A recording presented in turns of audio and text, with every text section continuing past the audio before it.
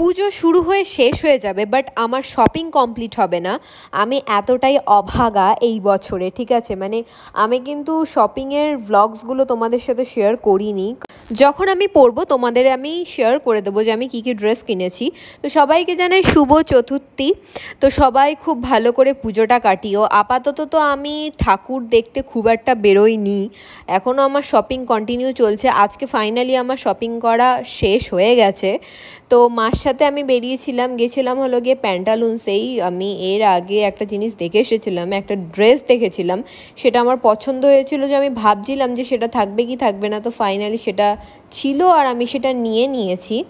আর এখান থেকে একটা ইয়াররিংসও আমি নিয়েছি। কোন ইয়াররিংসটা নিয়েছি সেটা আমি তোমাদের সাথে পরে শেয়ার করব।